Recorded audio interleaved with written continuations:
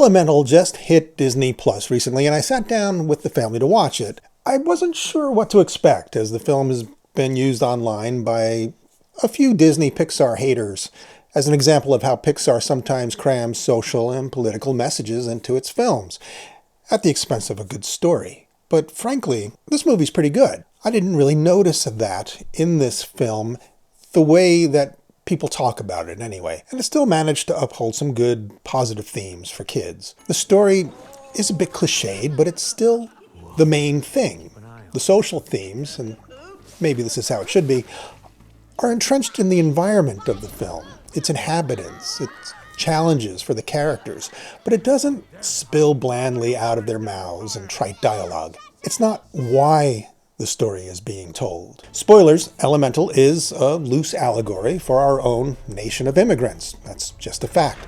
And while we do have our ideals about everyone being created equal, no matter where they're from, the underpinnings of a society, any society, can be skewed on a sort of first come, first served basis. And that's seen here as the main character, Ember's parents, arrive at what seems like a stand-in for Ellis Island. They're fire people, and who got off the boat before the fire people? Water people. Actually, everyone. There's air people that seem well entrenched in the big city. There's earth people, but primarily there are water people. Elemental City is primarily inhabited by these water people, and so it's just been set up primarily with them in mind. That skewing of the city's infrastructure makes life more convenient for anyone made of water, from the mass transit to the construction and generally just the way everything works. If you're a fire person, well, you are welcome too, but everything is just that little bit harder for you because the whole place runs on water. If you prefer, you could think about it along the lines of how cities are just set up for right-handed people because there's more of them. So left-handed people are always going to be feeling like they don't quite belong and everything is just a little bit harder for them, even though no one comes out and says it. It might become a little bit less valuable film-going experience if you think of it in that simplistic way, but you could do it. Hopefully you won't unless you're 5 years old, but you could. So because of the undercurrent of exclusivity in this big city, fire people mostly live out on the outskirts in a more vibrant but ghettoized sort of subculture. And that might sound familiar. Is it a thoughtful commentary reflecting on our society? Of course. But that's a good thing. Basically, it's just a rom-com. It draws its themes sort of effortlessly from the plight of two star-crossed lovers for whom race both is and isn't a big issue. You could pop 1990s Tom Hanks or Meg Ryan into these lead roles and turn its fire and water don't mix theme into some more benign allegory, because it's not about social justice. That's just a background for a love story. And it just works here. Okay, Ember Lumen, lots of catchy names in this one, is the daughter of fire people, immigrants Bernie and Cinder. Told you, who settle in Firetown after a rough immigration through Elemental City, which was established, as we've said, primarily by the water people. Bernie builds up his convenience store, and the family survives and even flourishes in accordance with the American elemental dream. Because we're not in America, but we are. Now, part of that dream is Ember's growing up someday to take over the family store and continue with their family legacy in accordance with that American dream. You get it. But Ember has a character flaw. And what is it? She has a fiery temper, more so than the other fire people. Ember literally turns purple with rage at the first sign of disparity or injustice, making her uniquely unsuited to deal with the public, especially in a customers are always right capitalist enterprise like a convenience store. Simmering deep inside Ember is also the memory of her family's mistreatment when she and her dad were ejected one time from a public expo of flowers at Garden Central Station because fire and plant life don't really mix that well, and also because, well, racism. It's the main depiction of outright racism in this film, so the writers wisely make that scene the cornerstone of young Ember's character so that the plot can keep chugging along without depicting racism over and over again. Remember, this is a romantic comedy. But never fear, Her background makes Ember grow up into a strong, almost fearless young woman who is poised to succeed at anything she sets her mind to.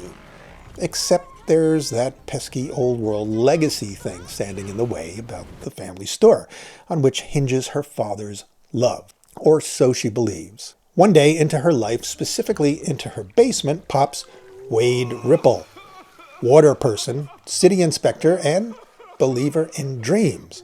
He's just what Ember needs in a suitor also, if only his own lineage didn't threaten her very existence and way of life.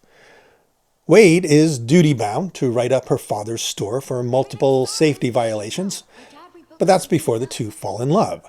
They seek help from Wade's friends down at City Hall, where a deal is eventually struck that the violations will be dismissed and the family store saved if the couple investigates and uncovers a mysterious malfunction of the water infrastructure that continues to flood Firetown. What?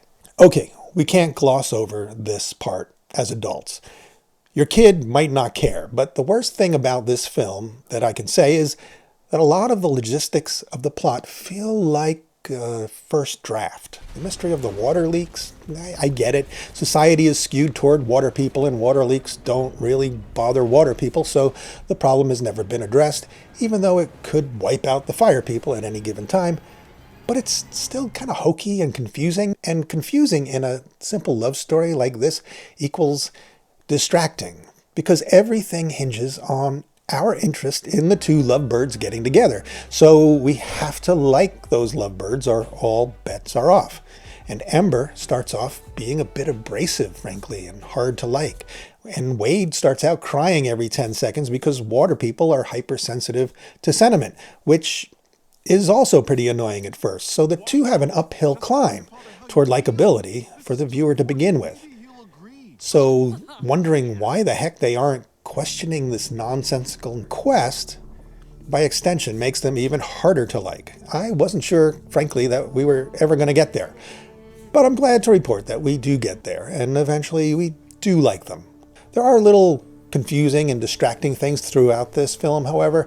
I'll just say as sort of a blanket statement that a movie needs its internal logic worked out to a T beforehand, specifically so you can then forget about it and focus squarely on the story. But in Elemental, this really isn't the case. So if you're someone who gets pulled out of a film when a plot doesn't quite make sense, you might get rattled a bit. But stick with it, because the things that do work well, specifically the family drama and the love story, do eventually pay off. Okay, so Ember eventually gets a grip on her anger issues because they stem from her own unspoken wish to live her own life rather than continue the family legacy in Firetown at the family store. And this is a wish that Wade helps her come to grips with. Wade and Ember also discover the oft-repeated danger of elements mixing has been grossly exaggerated, and when fire and water actually do get together, things just get a little bit steamy, but in a good way. And Ember discovers that her dad's real American dream, elemental dream, is not about the shop, but about her and her freedom to pursue her own dreams here in the Promised Land. That's why people come to the Land of Opportunity. Any land of opportunity. And that's a good thing. So don't let a handful of haters online spoil a good time at the movies for you and your kids. Elemental may not be the strongest film by Pixar, but it's a good one. And our daughter truly enjoyed it. She even got up out of bed on a school day to finish watching it, in fact, and even Minecraft fails at that. So give Elemental a chance, and if you're looking for other daddy-daughter movie night picks, click up here and sift through the playlist. Till next time, take care. Hey, this is our final test for our Elemental shoot. The script is written. I am home.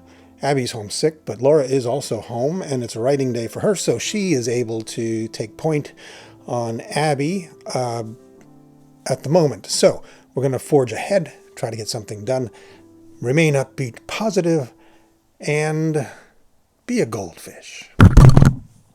Oops. Be a goldfish.